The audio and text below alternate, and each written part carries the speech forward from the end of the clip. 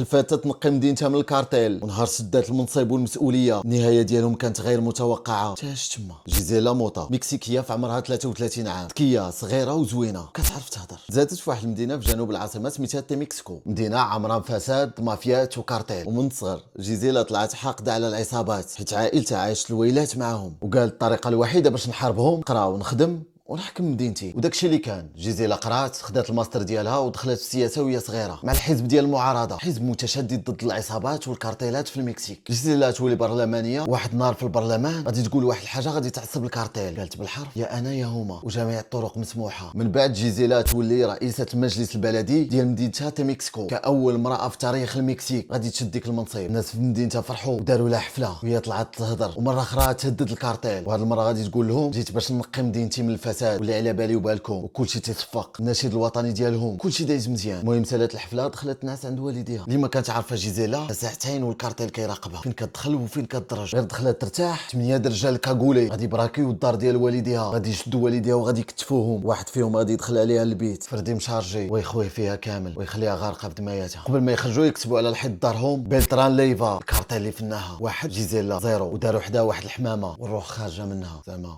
مشاهد. اللي بغى يشوف الدوكيومونتير على جيزيلا راه خليته لكم في البايو، دخلوا تفرجوا فيه. داكشي تاش تما.